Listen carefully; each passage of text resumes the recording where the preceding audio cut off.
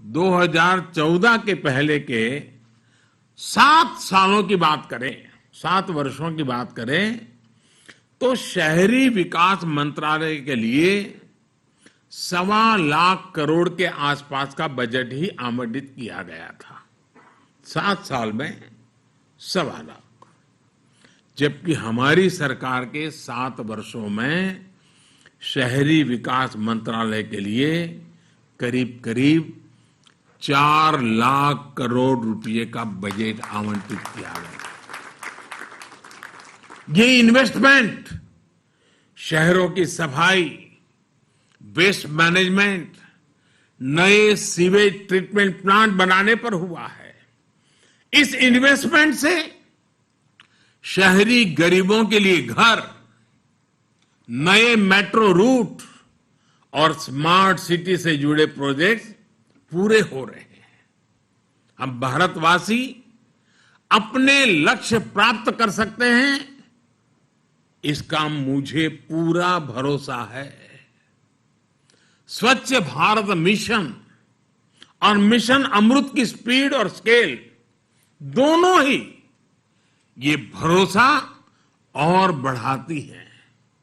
आज भारत हर दिन करीब 1 लाख टन वेस्ट प्रोसेस कर रहा है।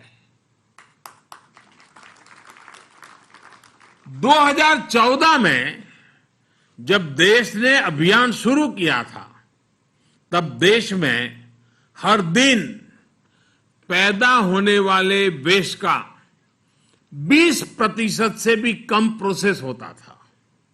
आज हम करीब करीब 70% डेली वेस्ट प्रोसेस कर रहे हैं। 20 से 70 तक पहुंचे हैं, लेकिन अब हमें इसे 100% तक, 100% तक लेकर जाना ही जाना है। और ये काम केवल वेस्ट डिस्पोजल नहीं होगा, बल्कि वेस्ट टू वेल्थ क्रिएशन के जरिए होगा। इसके लिए देश ने हर शहर में 100% वेस्ट सेग्रीगेशन के साथ साथ इससे जुड़ी आधुनिक मटेरियल रिकवरी फैसिलिटीज बनाने का लक्ष्य तय किया है। इन आधुनिक फैसिलिटीज में कूड़े कचरे को छांटा जाएगा, रिसाइकिल हो पाने वाली चीजों को प्रोसेस किया जाएगा, अलग किया जाएगा। इसके साथ ही शहरों में बने कूड़े के पहाड़ों को प्रोसेस करके पूरी तरह समाप्त किया जाएगा। और हरदीप जी,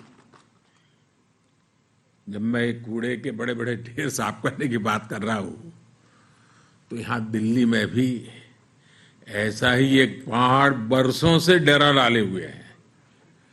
ये पहाड़ भी हटने का इंतजार कर रहा है। साथियों, आजकल जो दुनिया में ग्रीन जॉब्स की संभावनाओं की चर्चा हो रही है, भारत में शुरू हो रहा है ये अभियान अनेकों ग्रीन जॉब्स भी बनाएगा। देश में शहरों के विकास के लिए आधुनिक टेक्नोलॉजी का इस्तेमाल भी लगातार बढ़ रहा है। अभी अगस्त के महीने में ही देश ने national automobile scrappage policy launch की है।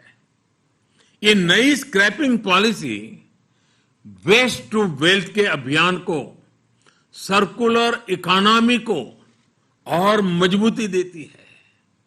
ये पॉलिसी देश के शहरों से प्रदूषण कम करने में भी बड़ी भूमिका निभाएगी। इसका सिद्धांत है रीयूज, रिसाइकल और रिकवरी। सरकार ने सड़कों के निर्माण में भी वेस्ट के उपयोग पर बहुत ज्यादा जोर दिया है।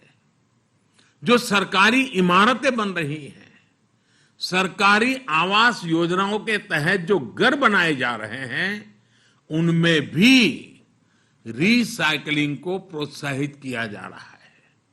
साथियों, स्वच्छ भारत और संतुलित शहरीकरण को एक नई दिशा देने में राज्यों की बहुत बड़ी भागीदारी रही है। अभी हमने कई साथी मुख्यमंत्रियों का संदेश भी सुना है। मैं देश की प्रत्येक राज्य सरकार का आज विशेष आभार व्यक्त करता हूं। सभी राज्यों ने अपने शहरों की बेसिक जरूरतों को एड्रेस किया। वाटर सप्लाई से लेकर सैनिटेशन तक के लिए प्लानिंग की। अमृत मिशन के तहत 80,000 करोड़ से ज्यादा के प्रोजेक्ट्स पर काम चल रहा है। इससे शहरों के बेहतर भविष्य के साथ साथ युवाओं को नए अवसर भी मिल रहे हैं।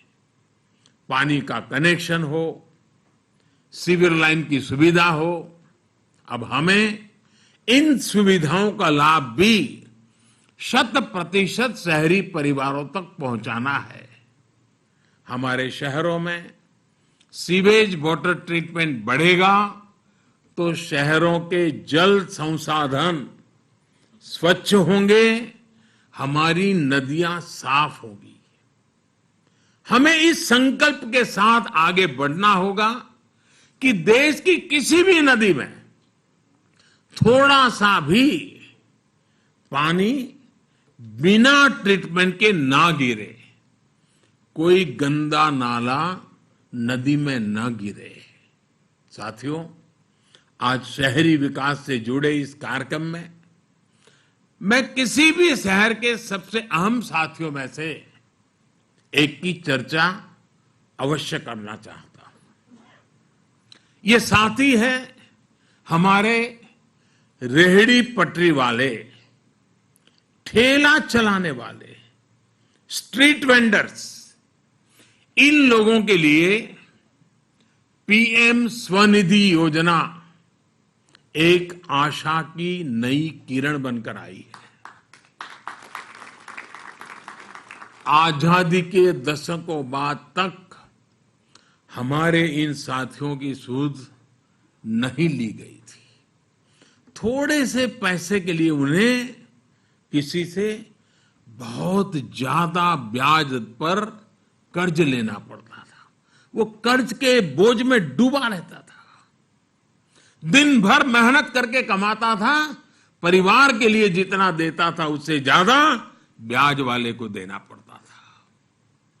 जब लेन देन का कोई इतिहास ना हो, कोई डॉक्यूमेंट ना हो, तो उन्हें बैंकों से मदद मिलना भी असंभव था। इस असंभव को संभव किया है पीएम स्वनिधि योजना ने। आज देश के 46 लाख से ज्यादा रेहड़ी पटरी वाले भाई बहन, स्ट्रीट वेंडर्स इस योजना का लाभ उठाने के लिए आगे आए हैं। इनमें से 25 लाख लोगों को करीब करीब 2,500 करोड़ रुपए दिए भी जा चुके हैं।